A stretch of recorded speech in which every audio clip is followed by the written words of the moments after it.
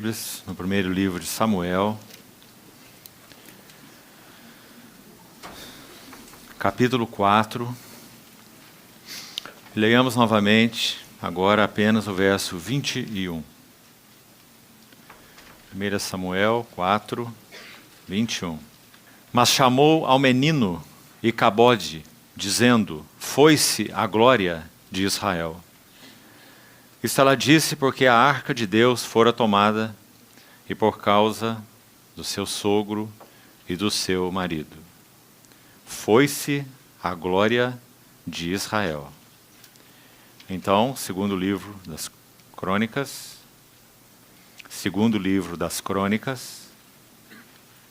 capítulo 7, verso 1. Tendo Salomão acabado de orar, desceu fogo do céu e consumiu o holocausto e os sacrifícios, e a glória do Senhor encheu a casa. Verso 3. Todos os filhos de Israel, vendo descer o fogo e a glória do Senhor sobre a casa, se encurvaram com o rosto em terra sobre o pavimento e adoraram e louvaram o Senhor, porque é bom, porque a sua misericórdia dura para sempre. Vamos orar. Querido Pai Celestial, te somos tão agradecidos, porque Tu mesmo te encurvas para nos dar de comer. Obrigado por nos alimentarmos de Tuas próprias mãos, por esse cuidado paternal conosco. Agora, uma vez mais te pedimos, que ainda nesse último tempo juntos, com a Tua palavra aberta, que o Senhor possa ser condescendente e ainda fale ao nosso coração. Que aquilo que está em Tua mente, em Teu coração, para esse tempo de comunhão, seja liberado. Lidera-nos pelo Teu Espírito Santo e fala a Tua palavra ao nosso coração. Te pedimos, em nome de Jesus. Amém. Queridos irmãos, desde o primeiro dia, então, temos dado passos nesse tema do discernir os principais conflitos dos dias finais. Nesses 6 livros, de 1 Samuel a 2 Crônicas, temos visto, então, que a glória de Deus é apresentada como sendo perdida. Está aí, 1 Samuel, capítulo 4, foi-se a glória de Israel.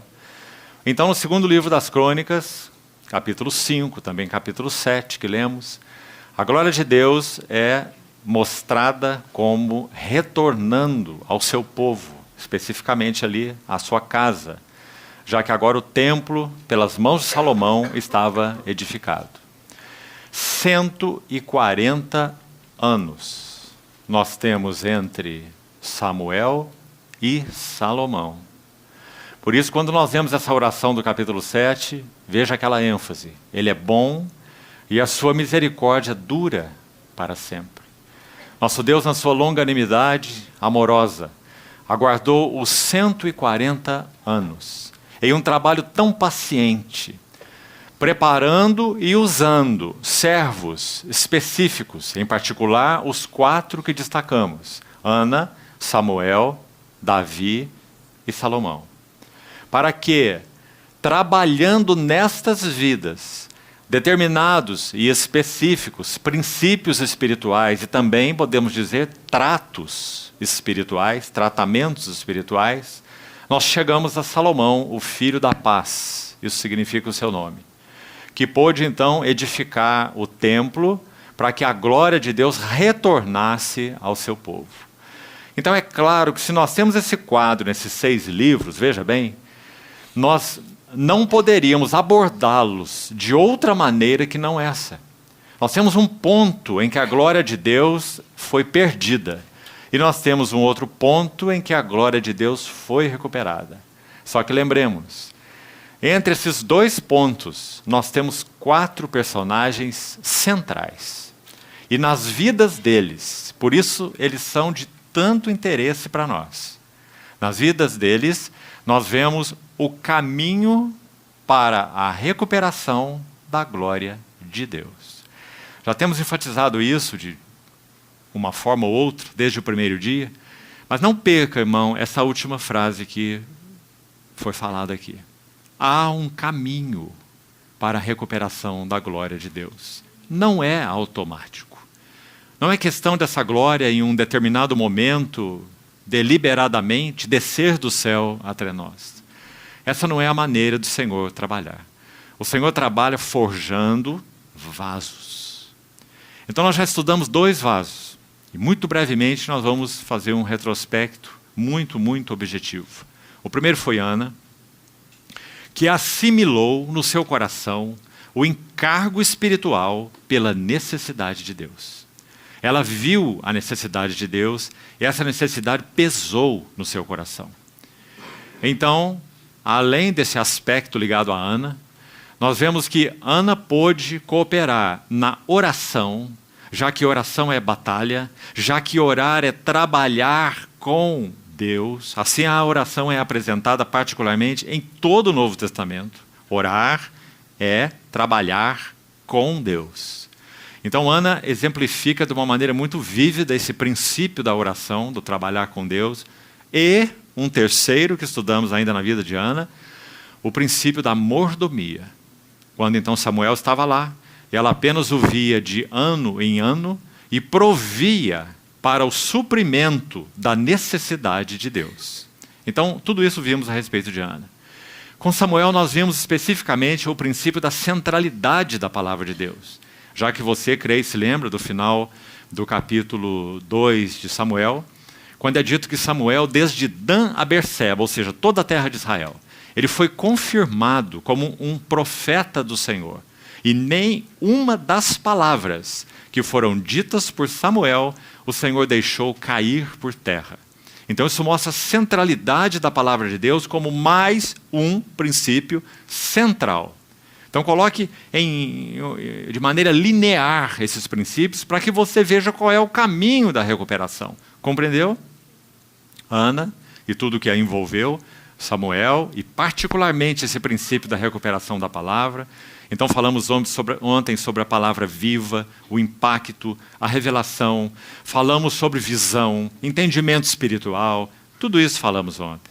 Falamos sobre a consumação desse ministério de Samuel como sendo aquele chamado do povo ao arrependimento. Lembra-se? Se a palavra de Deus era tão viva como era de tanto peso e carga no coração de Samuel, não poderia ser diferente. Samuel teria que atuar sobre o povo de Deus com essa ênfase profética, que sobretudo significa não previsão de futuro. A ênfase profética, ou o ministério profético, sobretudo se caracteriza por chamar o povo de Deus de volta para Deus. Isso é ministério profético. E foi isso que Samuel exerceu nos seus dias. Então nós vimos no capítulo 7 de 1 Samuel, já examinamos, quando ele faz aquela exortação tão importante. Se é de todo o vosso coração que voltais ao Senhor, deixai vossos ídolos, deuses, astarotes e servi a Ele só. Então o povo foi atingido pelo impacto da palavra do Senhor, que maravilhosa é a palavra do Senhor, viva, renovada, não palavra letra, né? E então o resultado nós vimos qual foi. Eles abandonaram seus deuses e astarotes. E o resultado, nós ontem apenas citamos, você tem aí na sua Bíblia, eles obtiveram vitória sobre os filisteus. Veja a importância de tudo isso, irmão. E veja a sequência desses princípios espirituais. Então hoje nós estamos em Davi. E temos uma tarefa monumental. Nós não conseguiremos abordar esses 2 homens com detalhes em uma reunião. Mas tenho como encargo no meu coração de não deixar o assunto pela metade. Então a única forma de coadunarmos essas 2 coisas é fazermos uma abordagem um pouco mais criteriosa sobre Davi e uma abordagem um pouco mais, ou bem mais, objetiva sobre Salomão. Mas você poderá ter então essas anotações nos seus registros, compondo tudo que já falamos, e peço ao Senhor que Ele te estimule a fazer o teu exame pessoal. Mesmo os textos que vamos citar sobre Davi, eu vou te dar todas as referências para você anotar, para que fique também registrado aí nas gravações, para que você possa ler calmamente em sua casa e recolher os princípios. No caso de Davi, então, vamos iniciar nosso encargo para a noite de hoje. Em Davi, particularmente, nós vemos um princípio, um único, porque ele é muito abrangente. É o princípio do quebrantamento. Nós já citamos. Ou seja, se a glória de Deus foi perdida, e se a glória de Deus há de ser recuperada, é impossível que ela seja recuperada sem que Deus purifique os seus vasos. Com o que nós chamamos, na linguagem do Novo Testamento, de trabalho da cruz. A operação da palavra viva em nós. A operação das circunstâncias que o Senhor arranja para que nós possamos aprender a nos dobrar, nos curvar e beijar a mão que trata conosco. Então o Senhor trabalha quebrantamento na vida dos seus vasos de duas maneiras principais. O Senhor quebranta os seus vasos, número 1, pela sua palavra. Porque a palavra de Deus é viva e eficaz. E quando ela é recebida em nossos corações, viva como é e eficaz como é, então ela divide alma de espírito, divide juntas de medulas, divide espírito de carne, divide o que é terreno do que é celestial. Esse é o trabalho maravilhoso da palavra de Deus. Ela purifica vasos. Então, esse é o primeiro braço do trabalho da cruz em nós, ou do quebrantamento. E vamos ver na vida de Davi. E o segundo braço é o braço das circunstâncias. Deus é o Deus da providência. Para nós não há infortúnios, sorte, azar, coincidências. Essas são palavras desconhecidas de nós cristãos. A palavra conhecida por nós é: há um só Deus e um só soberano, que arranja todas as coisas em nossas vidas para atingir os nossos corações, falar e tratar conosco. Todas. Nós vemos isso, talvez o exemplo mais evidente e impactante na palavra de Deus seja o livro de Jó. Como poderíamos conceber que a mão de Deus está ali como que por trás da mão do próprio inimigo de Deus, dando aquela autorização para tocar em Jó, pondo os limites até onde o inimigo iria, pois ele desejaria exterminar Jó. Mas Deus coloca o seu limite. Pode tocar na sua pele agora, naquele segundo movimento, né? Primeiro nas suas coisas, seus bens, seus filhos, depois na sua saúde. Toca na sua vida, toca na sua pele, na sua carne, mas poupa-lhe a vida. Essa não foi uma sugestão de Deus, essa foi uma ordem de Deus. E o inimigo só poderia obedecê-la, e nada mais. Então, Deus é o Deus da providência.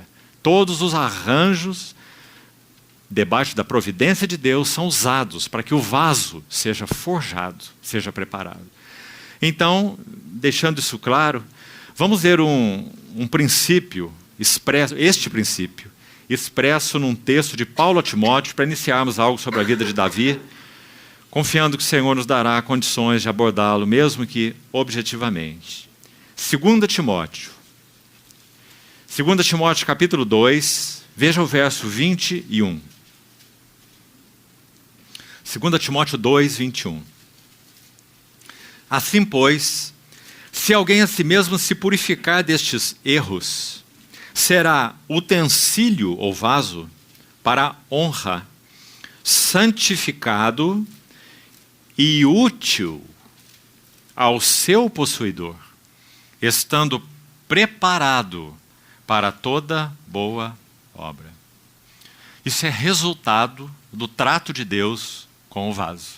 E é isso que vamos ver então, pelo menos 4 pontos nós vamos separar na vida de Davi e na relação de Deus com Davi. Então vamos para o primeiro. 1 Samuel capítulo 29, por favor você abra a Bíblia, e não necessariamente nós iremos ler todos os versículos, mas você terá todos os registros para que você faça seu próprio estudo e meditação. 1 Samuel 29, você pode ler posteriormente o capítulo todo, um pequeno capítulo, apenas 11 versículos, mas nós vamos destacar aqui os versos 9 a 11, 1 Samuel 29, versos 9 a 11, apenas vou te contar a história. Davi tem um tempo na terra dos filisteus, porque ele está fugindo de Saul. O contexto é, Saul está perseguindo Davi. Você sabe que Davi se torna um especialista em se desviar das lanças de Saul, não é? Porque Saul mantinha uma posição oficial no trono e Davi mantinha aquela posição na unção, porque ele já havia sido ungido por Samuel. Então, segundo o coração de Deus, este era o rei, Davi. Mas era Saul quem estava no trono. Então Saul perseguia Davi e Davi foi aprendendo no Senhor a não tocar naquele que ocupava então a posição de o ungido do Senhor. Então, se você conhece pelo menos um pouco da história de Davi, você sabe como isso se processou de uma forma impressionante. Davi foi sendo treinado a saber que quem estava no trono não era Saul, mas a questão do trono é uma questão do próprio Deus. Então ele teria que aguardar o tempo e o modo de Deus. De que aquela unção que veio sobre a sua cabeça resultasse então nesse empossamento final de Davi no trono, que foi o que aconteceu, né? Então aqui no capítulo 29 de Samuel, Davi está entre os filisteus. E aqui nós temos o primeiro ponto no qual Deus haveria de purificá-lo. Aliança com os filisteus. Agora preste atenção. O filisteu, na tipologia bíblica, ele tipifica duas coisas principais. É muito claro na tipologia bíblica, não estamos forçando nada. Primeiro, o filisteu tipifica o eu, sobretudo. Ele foi o último inimigo a ser vencido por Israel. Então, o filisteu é uma figura do próprio eu, espiritualmente falando. Segundo, o filisteu é um tipo, na Bíblia, da imitação espiritual. Veja que interessante. O filisteu também saiu do Egito e foi para Canaã. Só que ele não passou pelas duas águas que o povo de Deus passou. O filisteu não atravessou o Mar Vermelho e o filisteu não passou o Rio Jordão. O filisteu é uma figura da imitação espiritual. O povo de Deus passa por duas águas, do Egito a Canaã. A primeira água significa o batismo, identificação com Cristo, Mar Vermelho. E a segunda água, a abertura do Jordão, significa quebrantamento.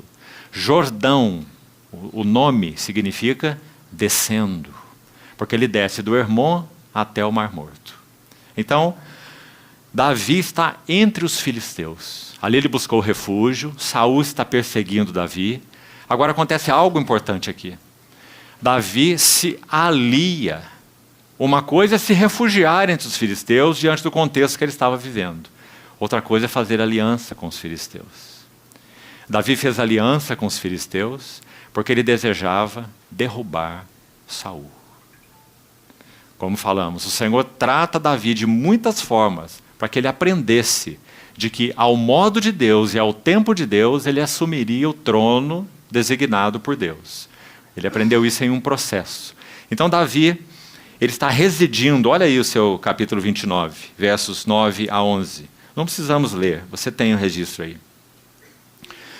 No capítulo 30, você deve seguir então na sua leitura, nesse primeiro ponto que estamos destacando, a aliança com os filisteus.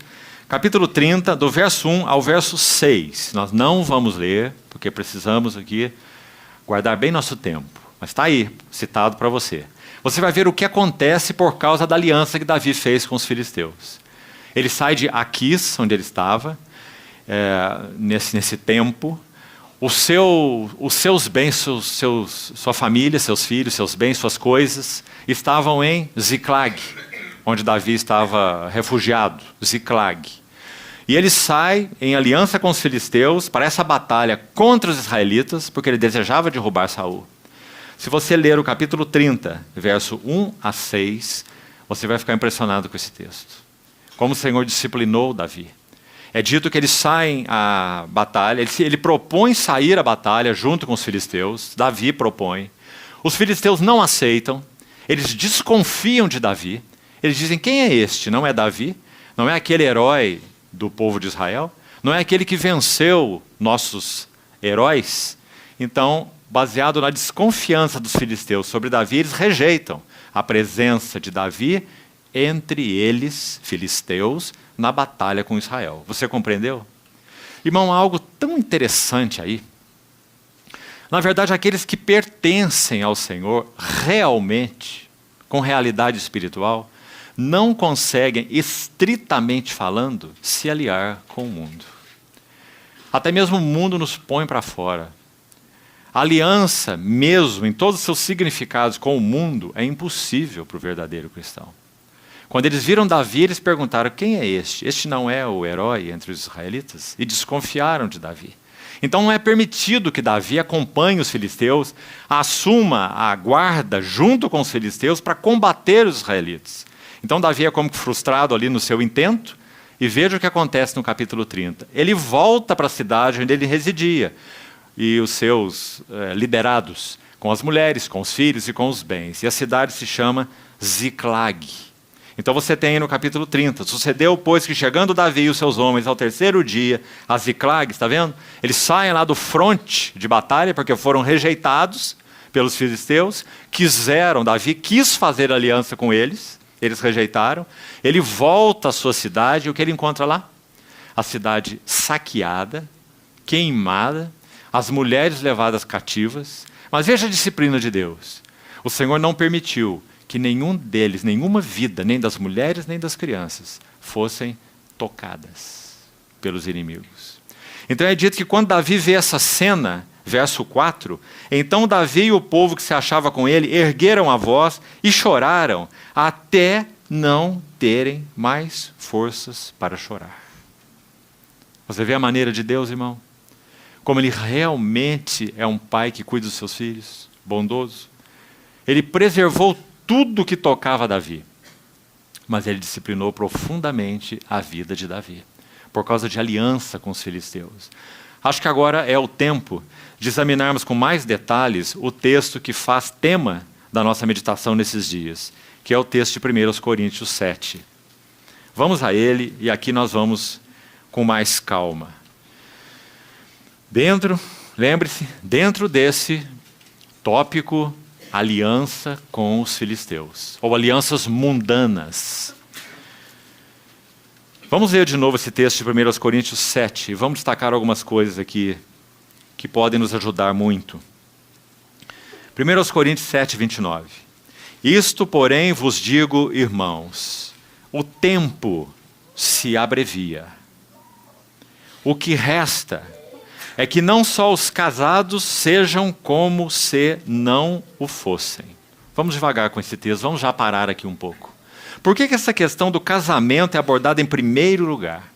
Sublime e santo como ele é aos olhos de Deus. O único relacionamento que tem a propriedade de revelar algo mais substancioso das glórias que há entre Cristo e a igreja, o noivo e a noiva. O casamento foi designado para isso. Grande é esse mistério, mas eu me refiro a Cristo e a igreja. Foi Paulo mesmo quem escreveu isso, aos Efésios. Então, como que ele aborda esse assunto casamento aqui? O que ele quer dizer com isso? Que os casados sejam como se não o fossem. Parece tão claro, não é, irmãos? Ele está dizendo, a família não é o centro do propósito eterno de Deus. Para colocar e enfatizar isso de novo. O propósito eterno de Deus não é edificar a família. O propósito eterno de Deus é que Cristo tenha primazia em todas as coisas. E nós queremos perder nossas famílias? É simples. Viva para a sua família. Você quer ganhar a sua família? Viva para Cristo. Cristo é o centro de todas as coisas. Muitos bons pais tentaram ganhar suas famílias para Cristo vivendo para suas famílias. E de uma maneira ou de outra, esse estilo de vida é sempre corrompido. Sempre, de todas as formas. Maridos que tentam viver para suas mulheres são corrompidos. Pais que tentam viver para os seus filhos também são corrompidos. Porque o propósito de Deus não é este. Que Cristo tenha a primazia. Queremos ganhar, salvar e edificar nossas famílias? Que vivamos para Cristo. Deixe-me contar um exemplo para você, verdadeiro. E, de certa forma, ele é até hilário. Uma serva do Senhor tinha um marido muito, muito difícil. Isso não é tão incomum, né, irmãs? E ela orava ao Senhor por esse marido. E esse marido não era nem mesmo cristão. E ela compreendia muito bem o seu lugar de esposa cristã. Uma esposa cristã sóbria no Senhor, consagrada, devota, amante da palavra e do Senhor. Isso é uma história verdadeira, não é uma história inventada. E então, um dia, intercedendo pelo seu marido, rogando pelo seu marido ao Senhor, Um dia ela se arruma para ir para a reunião, e então o seu marido saca um revólver e diz assim para ela: onde você vai? E ela responde assim: se você atirar, eu vou para o Senhor. Se você não atirar, eu vou para a reunião. Se Cristo tem prioridade em nossos corações, e lembre-se, essa mulher, de alguma maneira, discerniu a vontade do Senhor. Isso não serve como padrão.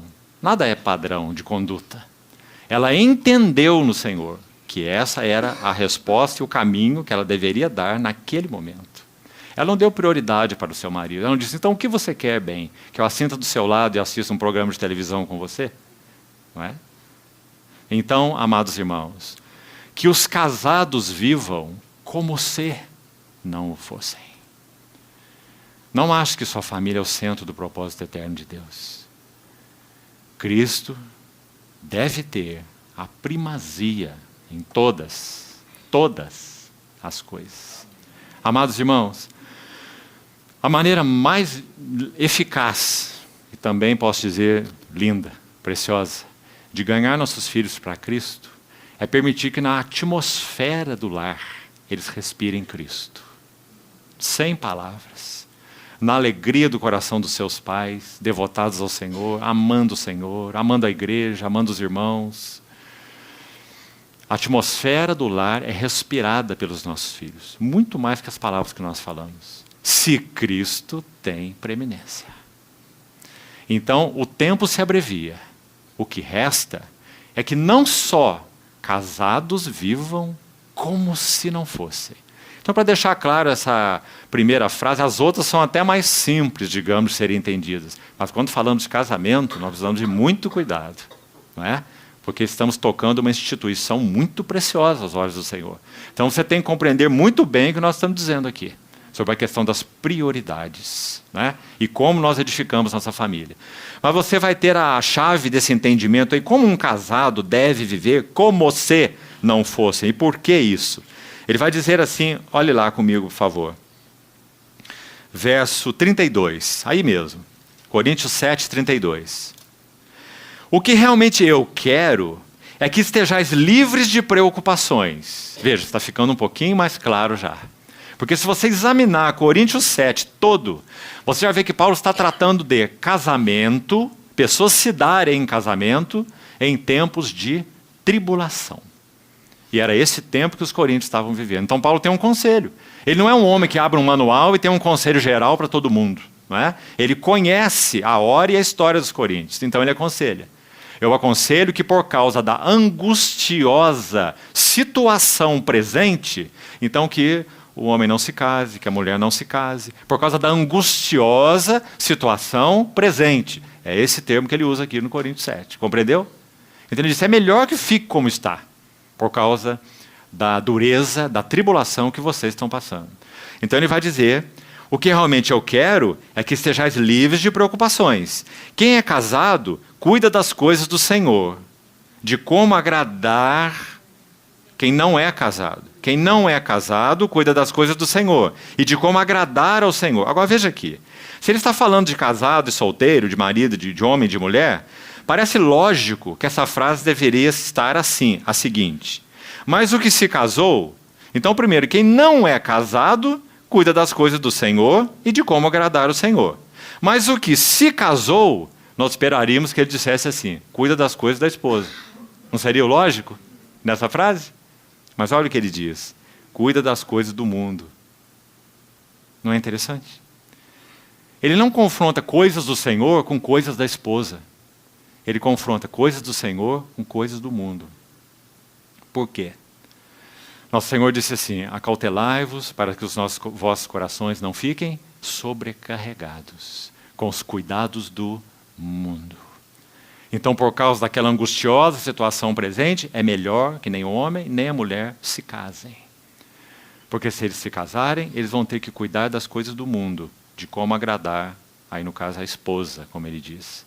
Então ele vai explicar melhor ainda. Olha a frase inicial do verso 34. E aí ele explica tudo. E assim está dividido. dividido. Ora, irmão, agora nós compreendemos muito bem o que ele está ensinando, mas eu quero aplicar isso aqui de um modo mais geral. Se a nossa prioridade de coração, de devoção, de entrega, é dada às nossas famílias, está aí o versículo que se aplica a nós. Nós estamos divididos entre o Senhor e nossa família. E nós não devemos estar divididos com nada. Nem com a esposa, nem com o marido, nem com filhos, nem com o trabalho, nem com nada. A primazia do nosso coração é unicamente para o Senhor. E nada deve interferir nisso. Agora, sabe o que há de maravilhoso nisso? Quando esse eixo se acerta, tudo o mais entra no seu ponto de gravitação. A esposa, os filhos, os negócios, trabalho, seja lá o que for, relacionamentos, vida com os irmãos, não é assim? A roda tem o eixo no centro. Quando o eixo sai do centro da roda, quem que já andou em carroça mal construída? Solavanco o tempo todo, né? Porque o eixo está fora do centro. Quando tentamos viver nossos relacionamentos com outro eixo ou centro que não é Cristo, é só solavancos. Solavanco na vida conjugal, na vida com os filhos, na vida da igreja, é só solavanco. Então, aí está o primeiro ponto. Vamos para o segundo. Os que choram, verso 30. Também os que choram, como se não chorassem. Você entende por que Paulo fala assim? Já meditou nesse versículo? Me parece muito claro, irmão. Ele está dizendo assim: tudo que leva você à tristeza, tome cuidado. Porque tudo que nós vivemos nessa vida é provisório. Então aqueles que choram, isso há um motivo pelo qual nós choramos. Nós choramos por causa de perdas. Para resumir em uma palavra, sejam elas quais forem. Perdas financeiras, perdas emocionais, perdas. Isso que nos faz chorar. Então os que choram, sejam como se não chorassem. Não é aí que está o foco, não é aí que está o alvo, não é? Segundo, os que se alegram, e nós temos também, na verdade, um único motivo para nos alegrarmos. Vamos resumir também em uma palavra. Se nós choramos por perdas, nós nos alegramos por prosperidades. E seja em qualquer nível também. Então, os que se alegram, como se não se alegrassem. Os que compram, como se nada possuíssem. Aqui uma versão, uma tradução alternativa da ideia desse texto, essa frase na língua original, e é muito bonita. Então vamos repetir como está aqui. Os que compram como se nada possuíssem. A ideia envolvida aqui é: tudo que você então, por comprar, possui, segure-o com mão leve. Não agarre, segure com mão leve. Porque se em algum momento, de alguma forma for retirado, então você está segurando com mão leve. Você não está agarrado àquilo. Os que compram como se nada possuíssem.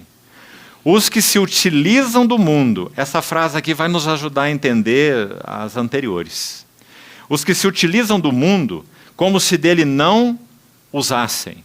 Você viu, estou lendo a edição Revista Atualizada, você viu que aqui você tem a palavra utilizam e tem a palavra embaixo usassem. Não é verdade? É a mesma coisa, não é? Utilizar é usar. Mas o tradutor aqui colocou duas palavras diferentes, talvez, para buscar comunicar que o texto original as palavras são diferentes. E aqui vamos receber mais uma ajuda interessante. Primeiro, o termo usar, utilizar, os que se utilizam do mundo, está aí no verso 31. O verbo usado aqui significa usar no sentido de receber um empréstimo. Então é interessante que João Calvino, comentando esse versículo, ele diz algo muito bonito. Ele diz assim: nós deveríamos aprender como cristãos a usar tudo aquilo que o Senhor nos tem concedido como sendo empréstimos para um dia. Empréstimos para um dia. Afinal de contas, irmãos, quem de nós conhece o dia de amanhã? E eu queria aplicar isso, inclusive, para a vida conjugal. Isso pode fazer muita diferença em nossa vida de devoção com o Senhor, se aos pés dele nós compreendermos. E me ouça então agora, à luz do que já temos falado, que nós temos uma esposa por um dia. Compreendeu? Que nós temos um marido por um dia.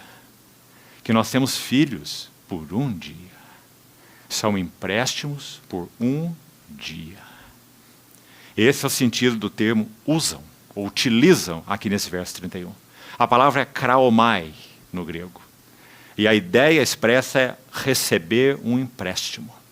Agora, olha a outra palavra, que interessante. Os que usam do mundo, como se dele não, aqui temos usassem, né?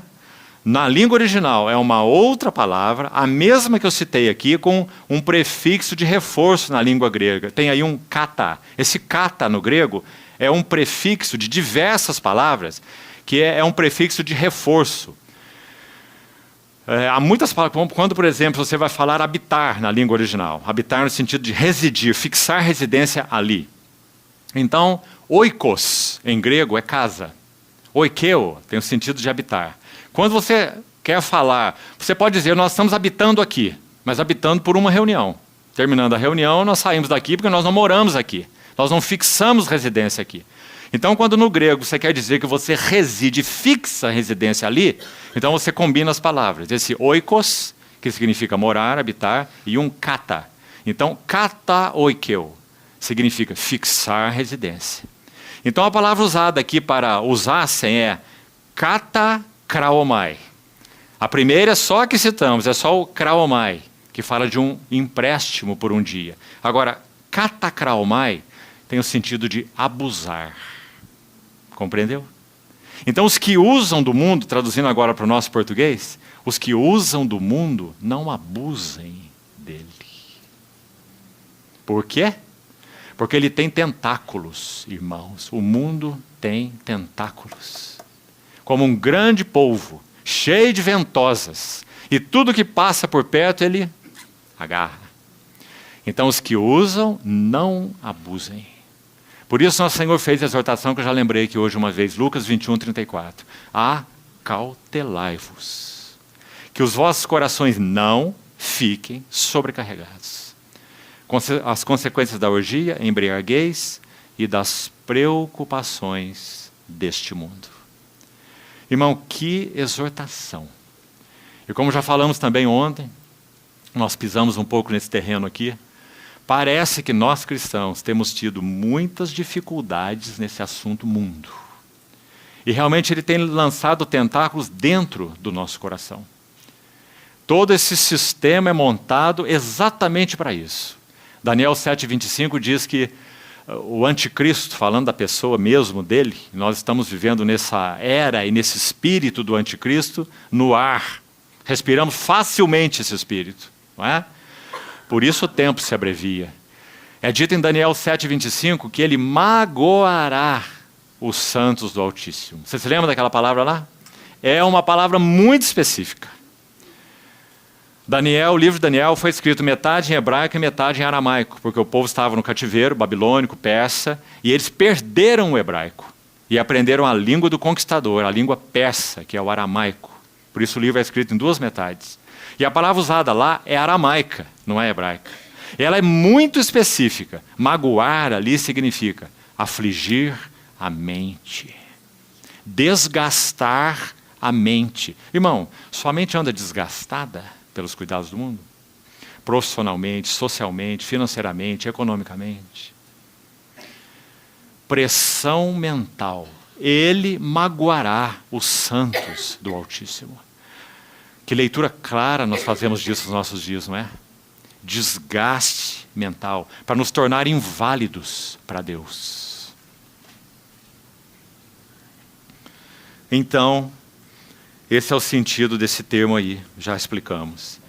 Há uma frase de Agostinho, talvez já tenha citado aqui para os irmãos e vou repeti-la. Quando eu era um jovenzinho cristão, li essa frase. Quanto ela foi de ajuda para mim. Agostinho, erudito que era, e até mesmo um poeta, podemos assim dizer, ele escreveu de uma maneira bastante difícil. Vamos ver se dá para entender, senão nós vamos explicar. Ele escreve assim: execráveis são as prosperidades do mundo. 2 vezes execráveis. Execrável significa desprezível. Execráveis são as prosperidades do mundo. 2 vezes execráveis. Seja pelo temor da adversidade, seja pela corrupção da alegria. Já compreendeu a frase? Quando nós entramos nas prosperidades do mundo, elas são desprezíveis, atraem o nosso coração, mas são desprezíveis, porque elas são duplamente desprezíveis. Quanto mais entramos no mundo com o nosso coração, mais nós temos temor das adversidades, por um lado.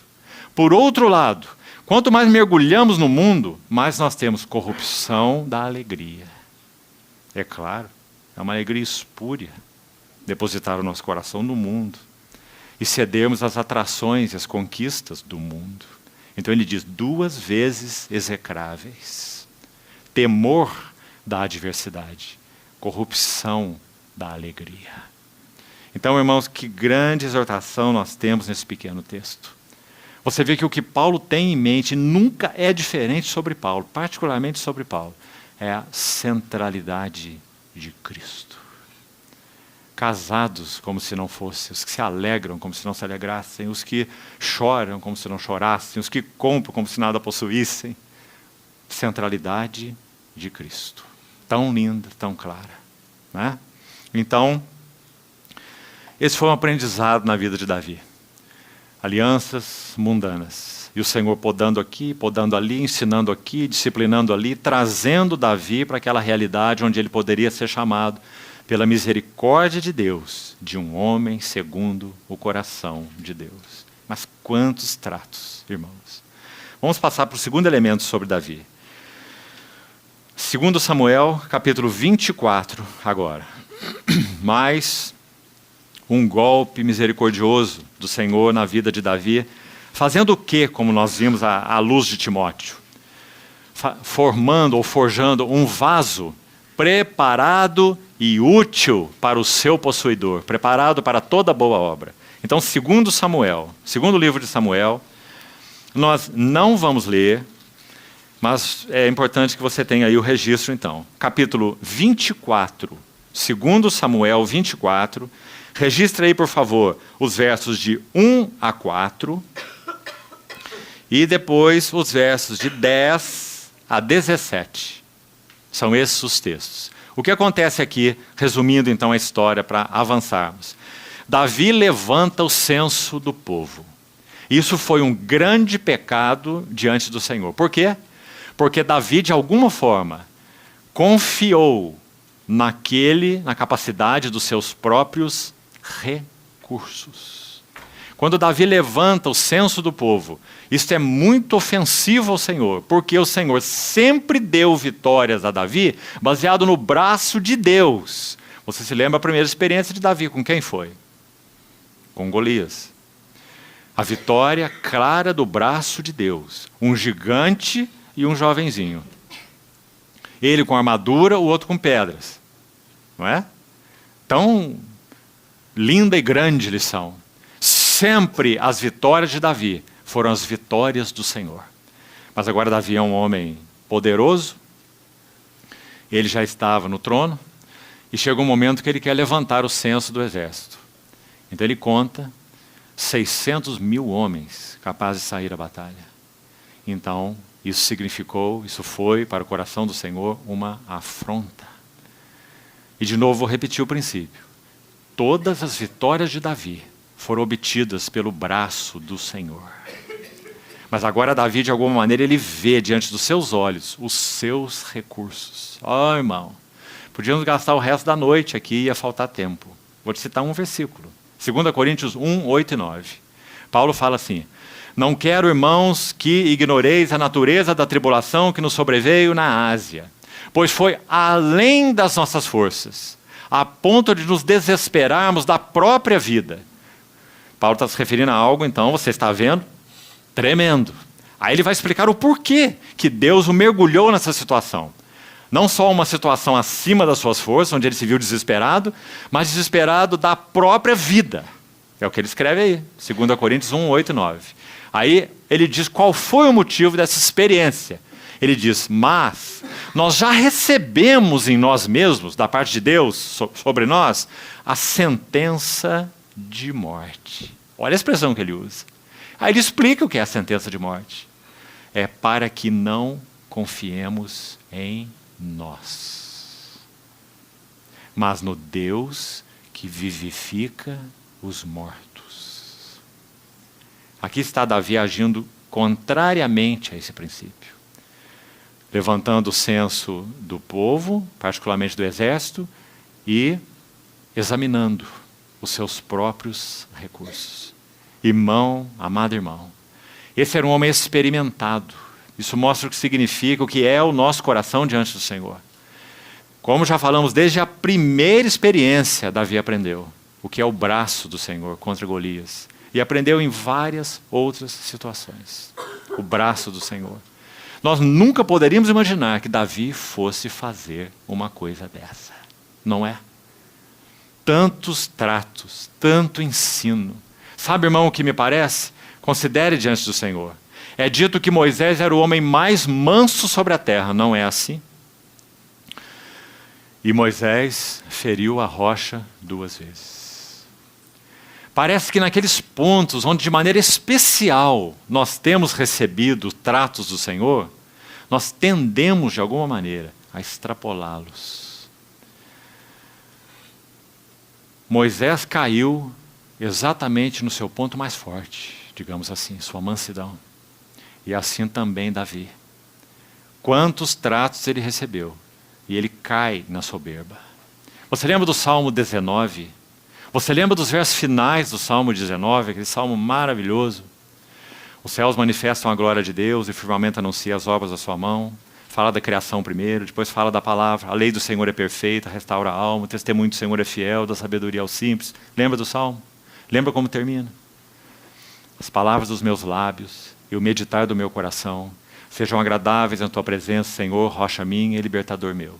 Antes desse verso, ele tem uma oração. E ele diz assim, também da soberba, guarda o teu servo, que ela não me domine, então eu serei irrepreensível e ficarei livre de grande transgressão. O que Davi fez aqui é uma grande transgressão. Porque ele confiou na força do seu braço. Então, irmão, essa foi a segunda questão ligada a Davi. Sabe o que acontece nessa experiência? Vamos ver essa aliança tremenda de fidelidade que o Senhor tem conosco, apesar de nós. Sabe o que acontece aqui? O Senhor vai julgar Davi. Deus é um Deus justo. E é um pai amoroso. E disciplina seus filhos. E aquilo foi horrível aos olhos do Senhor. Então o Senhor vai julgar Davi. Você conhece a história? E ele propõe para Davi 3 tipos de juízo. Lembra-se? Então Davi escolhe assim, não caia eu na mão dos homens, mas caia eu nas mãos do Senhor. Então ele vê um anjo com espada desembainhada, que ia sobre Jerusalém. E então Davi levanta um altar na eira de Ornã. E naquele altar oferece sacrifício ao Senhor. E o que ele vê quando ele faz isso é que o anjo embainha a sua espada. Ele aprendeu mais um princípio na história dele com o Senhor. E veja, irmão, numa hora em que ele ofendeu o Senhor por causa do que ele fez. E estava recebendo juízo do Senhor. Aquele anjo embainha a espada, Davi levanta o altar, e então é dito assim, ele aprendeu assim, a misericórdia triunfa sobre o juízo. Não sobre a justiça, mas sobre o juízo. Mais do que isso, ele compreendeu que aquele lugar, veja bem, aquele lugar, a eira de Ornã, o Jebuseu, seria o lugar onde seria edificado o templo do Senhor. E quando você lê 1 Crônicas 21, aqui nós estamos em 2 Samuel, esse texto é repetido em 1 Crônicas 21, para você ter a referência aí. 1 Crônicas 21. Toda a narrativa que nós citamos aqui, toda essa história, Quando você entra no capítulo 22, numa sequência aí, imediata, no verso 1, você vai ver o entendimento que Davi teve nessa experiência singular que ele viveu. Ele diz assim: aqui se levantará a casa do Senhor. Por causa da experiência que ele teve nessa hora de juízo de Deus. A misericórdia triunfa sobre o juízo. Essa é uma das verdades mais lindas sobre a casa de Deus. Tiago enuncia esse princípio. Segundo, o lugar da casa de Deus é o lugar do altar. Lembre-se disso. Não há casa de Deus sem altar. Se nós fizermos a pergunta, baseado nessa história aqui, qual é o lugar da casa de Deus? Nós teríamos 3 coisas para dizer. Primeiro, o lugar da casa de Deus é o lugar onde a misericórdia triunfa sobre o juízo. Segundo, o lugar da casa de Deus é o lugar do altar. E o altar sempre fala da cruz e também fala da consagração. Nunca teremos casa de Deus sem cruz e sem consagração. E terceiro, a casa de Deus é o lugar da eira. A eira de Ornã. O que é feito na eira? A eira é o lugar onde se debulha o grão. Onde se separa a casca do grão. Ou a palha do grão. Quebrantamento. Qual é o lugar da casa de Deus? Qual é o lugar do templo do Senhor?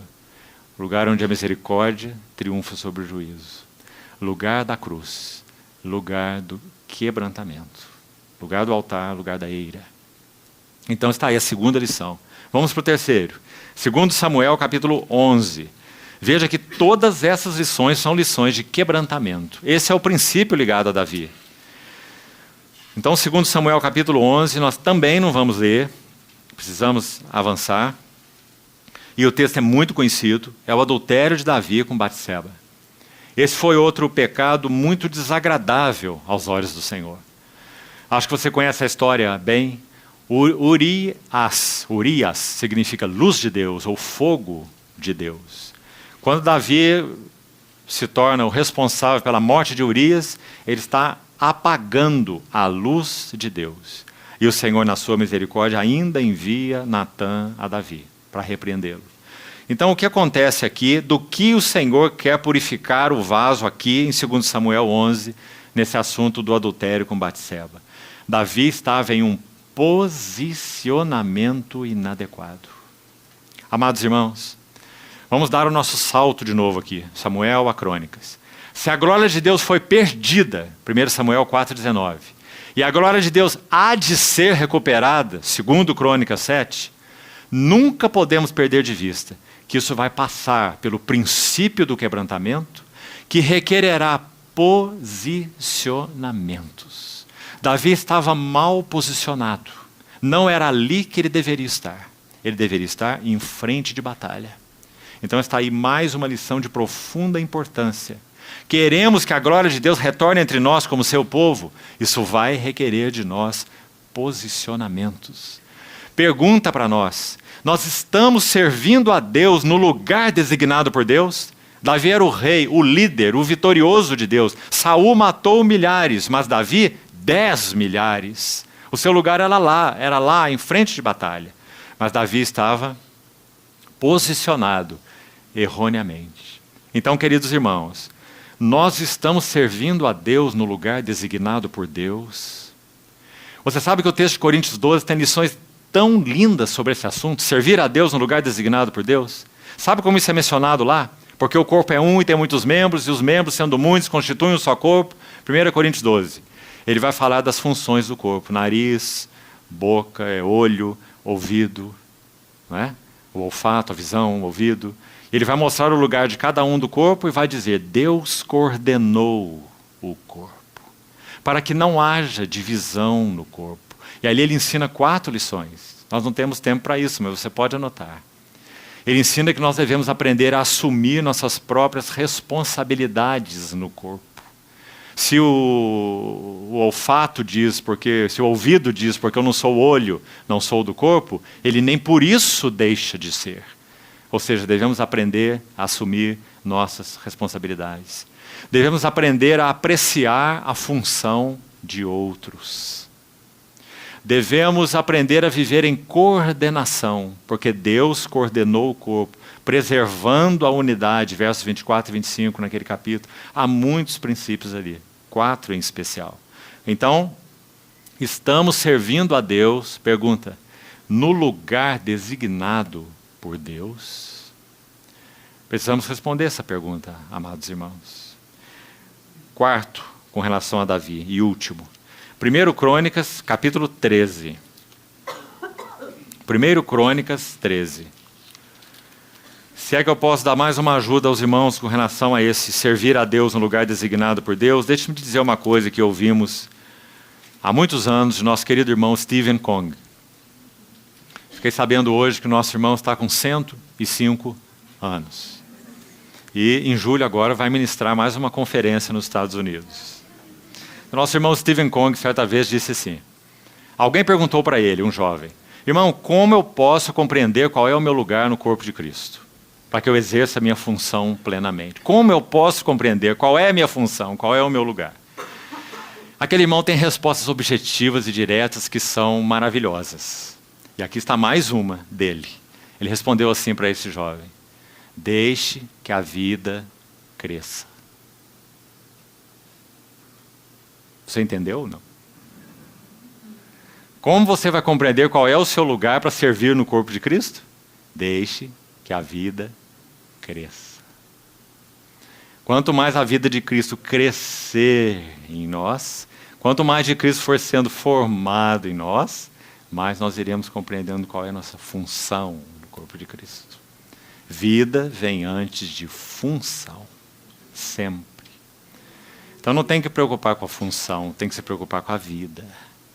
Altar pessoal, vida aos pés do Senhor, amando o Senhor e a sua palavra, não preocupando em ler a palavra para pregar para os outros. Né? Tem 2 elementos aqui, 2 espectadores aqui, que são os primeiros que têm que ouvir nossas pregações. Um de cá, outro de cá. Deixe que a vida cresça. E o Senhor, então, vai nos adequando em nossas funções no corpo de Cristo. Então, o último elemento, 1 Crônicas, primeiro livro das Crônicas, capítulo 13 agora. E com isso terminamos aqui Davi. 1 Crônicas 13. Se você ler os versos de 1 a 11, 1 Crônicas 13, de 1 a 11, você vai ver o assunto do transporte da arca. Aqui gostaria de te mostrar alguma coisa muito bonita. Primeiro erro de Davi, então, do qual ele deveria ser purificado. Vou repetir para os irmãos desde o início, para que os pontos fiquem bem claros aí. Com relação ao primeiro que já estudamos, Davi precisaria ser purificado de alianças mundanas, certo? Foi o que já colocamos. O segundo texto, segundo ponto que colocamos, Davi seria purificado da soberba, do orgulho, da autoconfiança, quando ele levanta o censo do povo. Terceiro ponto, o pecado com Batseba, Davi seria purificado e tratado em posicionamentos inadequados. Já acabamos de citar. E quarto aspecto, 1 Crônicas 13, aí, de 1 a 11, Davi, o transporte da arca é o assunto aqui. Davi tem encargo no seu coração de trazer a arca para Jerusalém. Ele ama o Senhor. E o coração dele está ligado, nunca tenha dúvida disso, irmão.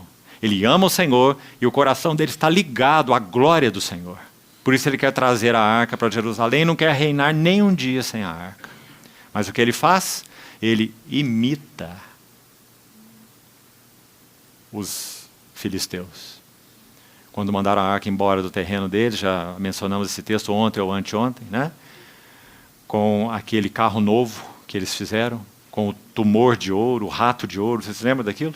E mandaram a arca embora porque eles estavam sofrendo esses tumores, porque a arca cuida de si mesma, né? É figura de Cristo, a glória do Senhor, ninguém precisa cuidar da arca, ela se cuida, né? Então eles puseram a arca para fora daquela maneira que já examinamos. Então Davi vai imitar o que eles fizeram, construindo o carro novo e tudo que você conhece da história, para o transporte da arca. Qual foi o pecado de Davi aqui? Conceitos humanos na obra de Deus. Imitação. Se você quiser ainda, pragmatismo. Ah, isso funciona. Isso não funciona. Irmãos, o pragmatismo é uma praga na casa de Deus. Alguns pensam assim: se algo está funcionando naquela localidade, a presença de Deus tem sido dada àqueles irmãos, vamos lá ver o que eles estão fazendo. E aí nós trazemos o molde para cá. E nós vamos partir o pão como eles partem, nós vamos cantar os cânticos que eles cantam, porque se nós tivermos o molde, a glória vem junto. Isso tem um nome: bezerro de ouro. Forjado em moldes. A vida nunca vai junto com o molde. Porque a vida de Deus é forjada nos vasos. Em Êxodo você tem um conflito gritante entre duas coisas de ouro: bezerro de ouro e candeeiro de ouro. O ouro sempre fala da vida, glória e natureza de Deus. Sempre. Vida, glória e natureza de Deus. O bezerro também é de ouro. Imitação. Mas ele foi feito em moldes com ouro fundido. Mas o candeeiro é 1 talento de ouro fundido, feito em moldes. Como o candeeiro foi feito? 1 talento de ouro esculpido com golpes de martelo e cinzel. Compreende esse princípio, irmão? Se o Espírito Santo não encontra lugar para tomar o cinzel, o martelo e golpear-nos, trabalho da cruz em nós. Quebrantamento. Como estamos vendo aí na vida de Davi. É o princípio por excelência na vida dele. Se o Espírito Santo não encontra lugar em nossas vidas, resposta ao trabalho da cruz em nós, não há candeeiro, não há testemunho do Senhor. Pode ter música, música não é testemunho do Senhor. Pode ter inário, pode ter o que for, formas, moldes, mas não há testemunho do Senhor. A não ser que haja lugar para o martelo e para o cinzel em nossas vidas. Então, aí está Davi imitando os filisteus na forma de transportar a arca. Quanto nós temos ainda de conceitos humanos em nós? Quanto? Precisamos perguntar ao Senhor. Quanto nós temos de pragmatismo em nós? Quanto nós temos de imitação em nós? Quanto nós estamos respondendo nas vidas pessoais, familiares e na assembleia? Aquilo que temos realmente recebido do Senhor. E que para nós é céu aberto, é revelação, é vivo, tem realidade. Então isso é casa de Deus. O resto é imitação. Então, com isso, estamos concluindo Davi. Agora, 1 Crônicas, capítulo 17. Nós vamos a um último texto sobre ele. Temos tempo ainda para isso. 1 Crônicas 17. Gostaria de ler alguns versículos aqui para vermos a beleza. Vamos usar esse texto como uma conclusão, chamemos assim, do trabalhar de Deus em Davi, da purificação do vaso chamado Davi. Sabe o que significa a palavra Davi, o nome Davi? Amado. Deus trabalhou na vida de Davi o seu amado. Você está vendo como ele era um homem impuro? Você está vendo como ele era um homem soberbo, autoconfiante, tudo que já citamos aí, mal posicionado, não é? Um homem que fez alianças mundanas, e o Senhor fielmente colocou suas mãos no vaso.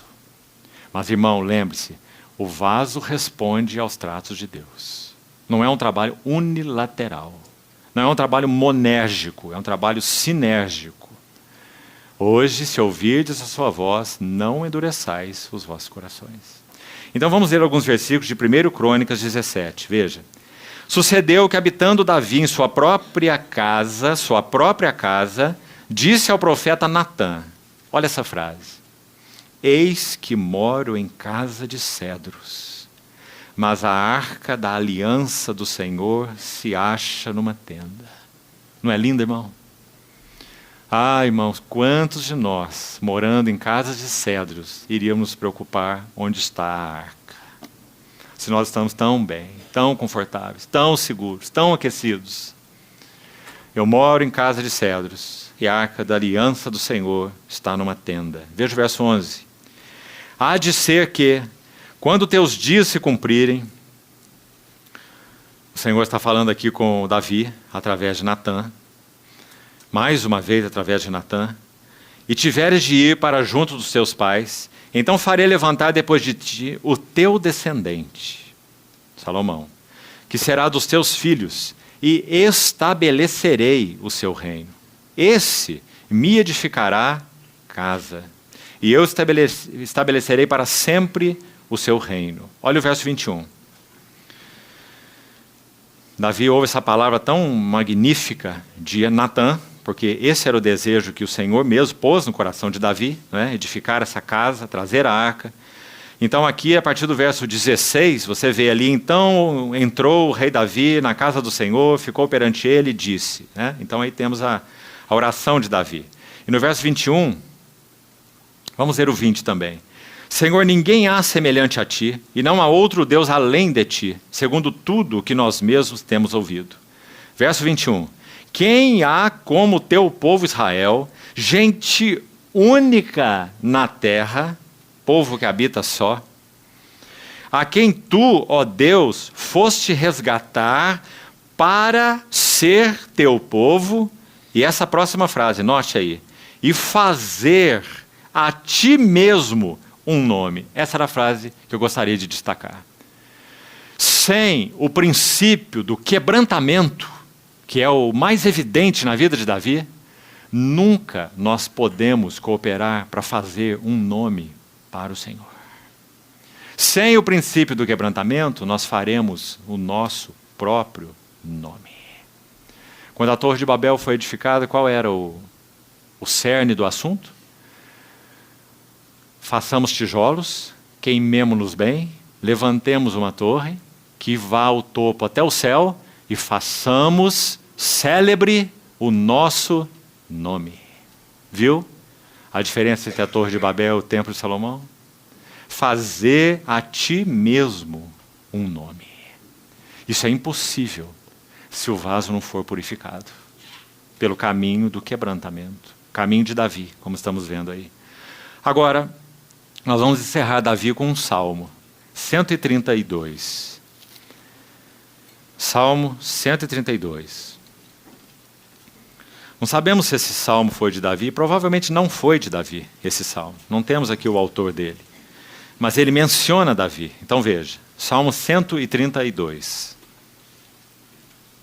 É um dos cânticos dos degraus. Lembra-te, Senhor, a favor de Davi, de todas as suas provações. Olha aí a ênfase, está vendo? Um homem quebrado.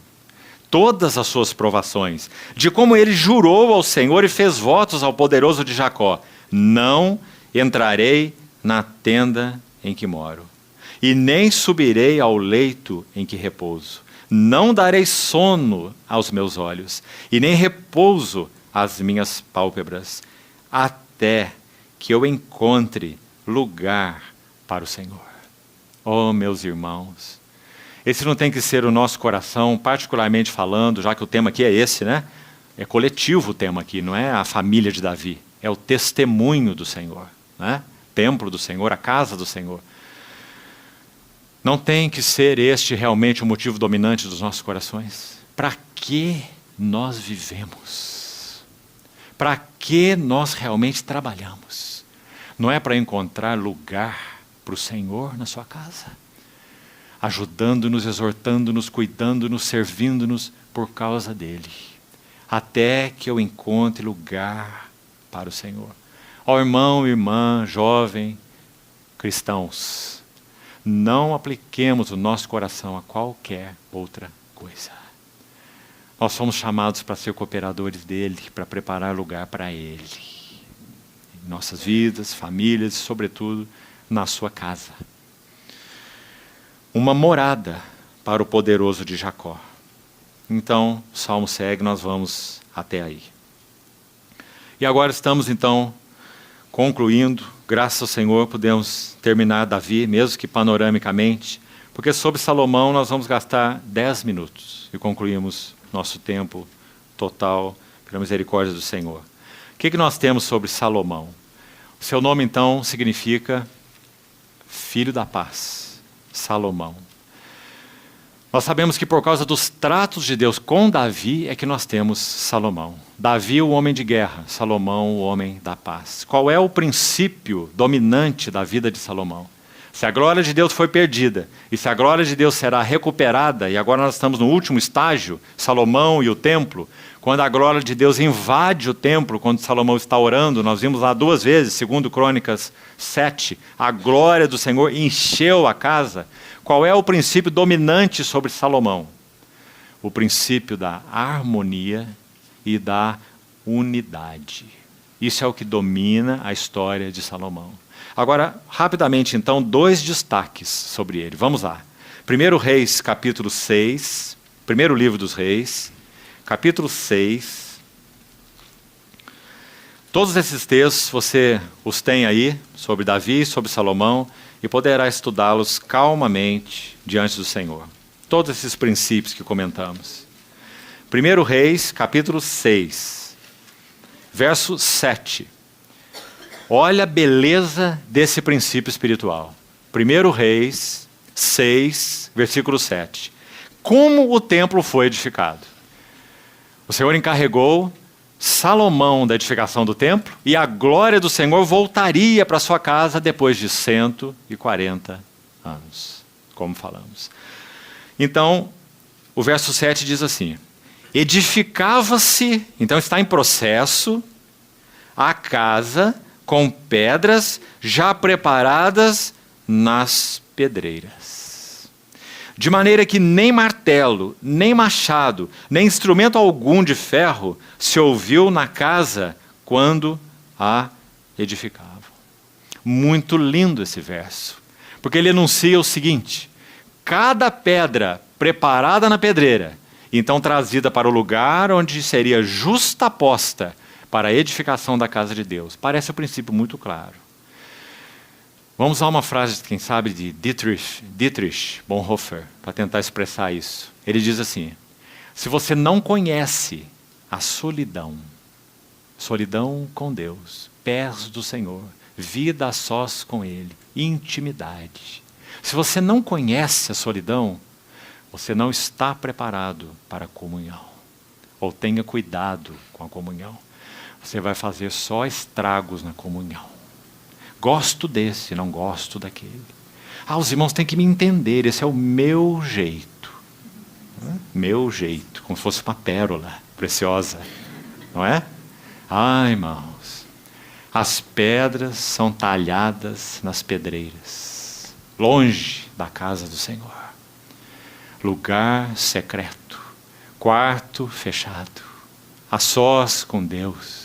Palavra de Deus penetrando os nossos corações. O trabalho da cruz agindo nas nossas vidas. Aí sabe o que vai acontecer? As simpatias vão acabar. E também as antipatias vão acabar. As preferências vão acabar. Gosto, não gosto, acho, não acho. Meus irmãos. A igreja não é uma entidade de filantropia, instituição de caridade, grupo social. A igreja é a casa de Deus. E na casa de Deus as pedras são preparadas nas pedreiras. Nunca se esqueça isso.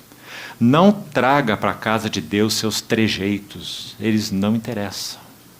Não traga para a casa de Deus suas opiniões, elas interessam menos ainda. Não traga para a casa de Deus teus conceitos. Não traga para a casa de Deus o teu temperamento. Ele não importa, ele não tem significado.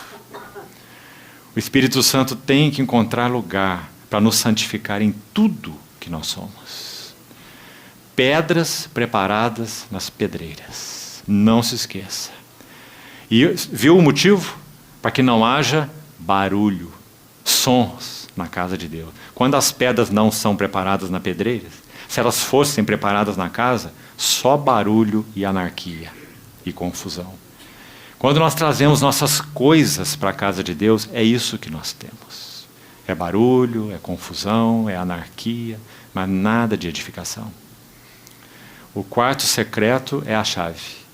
Mas então o mesmo Dietrich disse assim, completando a frase dele: por outro lado, se você não conhece a comunhão, tenha cuidado, ou você não está preparado para a solidão.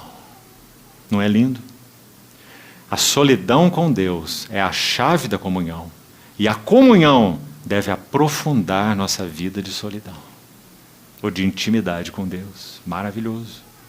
Muito equilibrado e tão verdadeiro. Então está aí a primeira coisa importante sobre Salomão. Sabe o que Romanos 14 diz? Romanos 14, 17, ainda para ilustrar isso. O reino de Deus não consiste em comida ou bebida, mas em justiça, paz e alegria no Espírito Santo.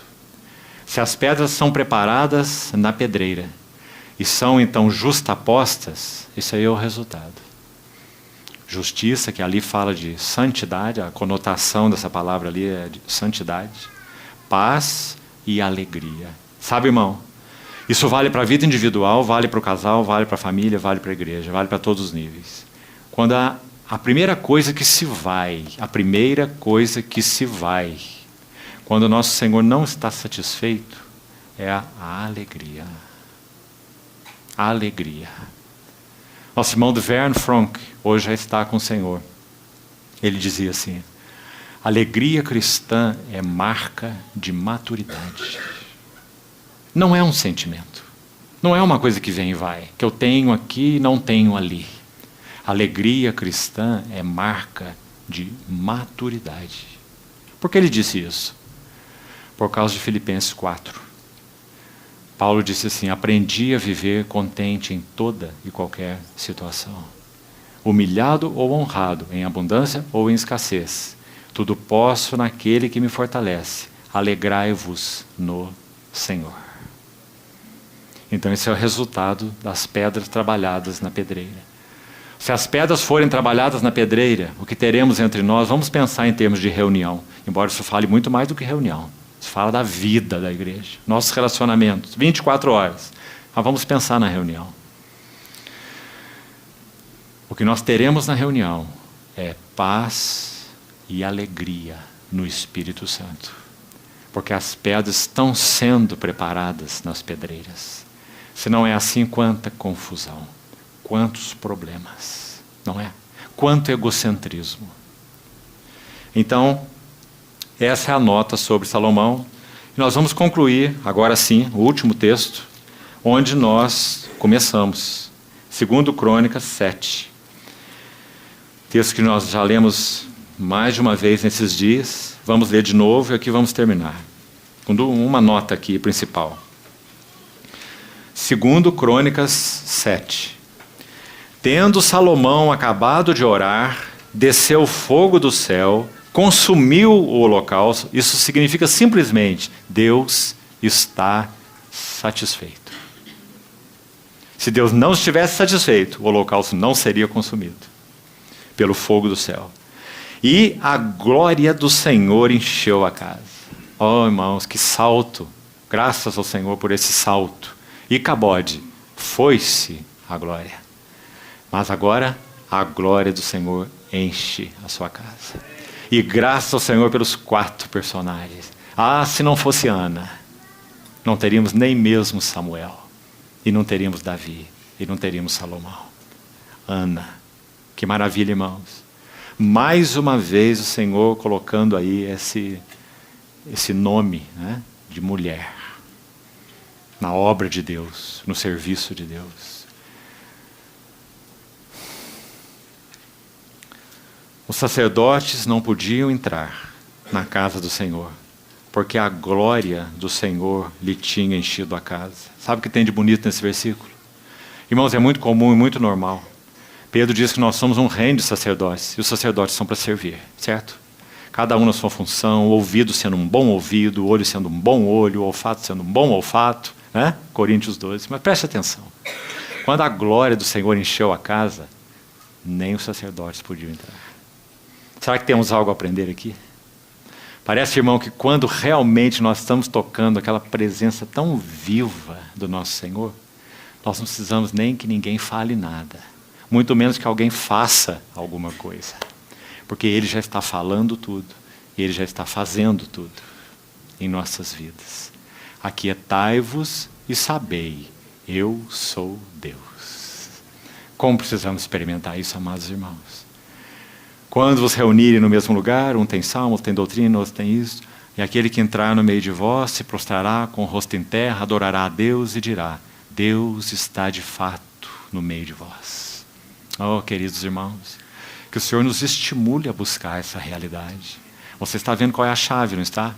Ana, Samuel, Davi, todos os princípios envolvidos, né? Para que então nós cheguemos a esse ponto. Nem sacerdotes podiam entrar para fazer seu serviço. Não precisava fazer serviço nenhum. Qual é a finalidade de todo o serviço dos sacerdotes? Não é agradar a Deus? Não é promover a glória de Deus? A glória de Deus já estava ali. O que eles tinham que fazer é assentar e contemplar. Nem os sacerdotes podiam entrar, porque a glória do Senhor lhe tinha enchido a casa. Todos os filhos de Israel, verso 3, vendo descer o fogo e a glória do Senhor sobre a casa, se encurvaram. Que maravilha, irmãos. Vou repetir o que também já falamos aqui um outro dia. 5 minutos da presença viva do Senhor no meio de nós realiza mais no nosso coração do que 10 anos de estudo bíblico sem Ele. Compreende? Se encurvaram com o rosto em terra sobre o pavimento e adoraram. Outra palavra maravilhosa. Adoração é um caminho, não é uma atitude, uma ação. Adoração é um caminho espiritual. É consequência da revelação de Deus a nós. Deus se mostra e nós adoramos. Se Ele não se mostra, então não há verdadeira adoração. De alguma maneira nós estamos tentando trazer Deus até nós pelos nossos cânticos ou pela nossa demonstração de adoração. Adoração é uma reação à visão da glória de Deus. Então aqui está, eles viram a glória de Deus. Então eles se encurvaram e eles adoraram e louvaram o Senhor, porque Ele é bom e a sua misericórdia dura para sempre. Graças ao Senhor. Então, irmãos, voltemos onde começamos. O tempo se abrevia. Que o Senhor nos conceda discernimento nesses dias finais. Porque estamos vivendo os conflitos dos dias finais. E você viu quais são durante esses dias. São os conflitos ligados, sim, a compreender a necessidade de Deus. Oh, irmão, não há conflito maior do que esse. Compreender qual é a necessidade de Deus. O que Ele está demandando das nossas vidas, o que Ele está demandando dos nossos relacionamentos, o que Ele está demandando do serviço a Ele na sua casa. As demandas do Senhor. E passa por tudo mais que já compartilhamos. Mas nós devemos levantar nossos olhos ao céu. Porque a promessa que temos é que se o nosso coração está aplicado aí, queridos irmãos, nós seremos recompensados de uma tal forma, para resumir em uma frase: nossos olhos verão a glória do Rei. O Rei que está voltando para a sua casa. Ele coroará a sua casa com glória. Ninguém se interporá no seu caminho. Mas porque Ele ainda não o fez, não acho que essa resposta é simples. Mas penso que no que concerne a igreja, tem havido necessidade de respostas mais claras do nosso coração. Sabe o que o livro de Cantares diz, aquele lindo livro de amor, noivo da noiva, uma das coisas que ele diz? O noivo fala assim para a noiva: arrebataste-me o coração com um só dos teus olhares. Parece, amado irmão, que o que o nosso Senhor aguarda, assentado à destra da majestade nas alturas, é que o coração dele seja arrebatado por nós, antes que ele nos arrebate para ele. Parece que antes que nós sejamos arrebatados, nós é que precisamos arrebatá-lo do seu trono. Arrebataste meu coração com um só dos teus olhares. Ele descreve a noiva como tendo olhos de pombas, olhos singulares, com um só foco, um só motivo. Então que o Senhor alcance isso em nossas vidas. Vamos orar.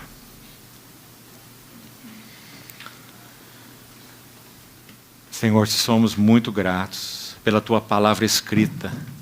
Obrigado porque o Senhor deixou para nós esses relatos tão vivos, tão poderosos, tão penetrantes. Obrigado pelos princípios espirituais envolvidos neles. E obrigado porque, Senhor, se nós reconhecemos que a Tua glória tem sido perdida, também reconhecemos que ela pode ser recuperada. Por isso nos ajuda, Senhor. Confiamos na Tua misericórdia e te pedimos que o Senhor nos dê respostas mais plenas dos nossos corações. Queremos ser integrais para contigo, Senhor. Trata-nos quanto ao coração dividido. Ensina-nos o que é viver de Ti, em Ti e para Ti. Obrigado por esses dias que o Senhor nos deu.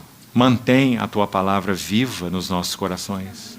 Senhor, não permita que sequer um grão seja arrebatado de nós pelo Teu inimigo.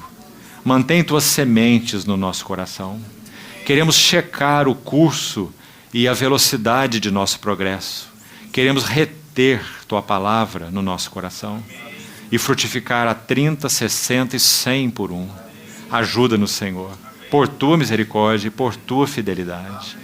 Mantém sobre essa Assembleia aqui em Londrina e nas cidades que aqui estiveram um céu aberto, de tal forma que a face do Senhor seja sempre vista e que haja uma resposta de consagração, de rendição, de adoração, de obediência dos nossos corações.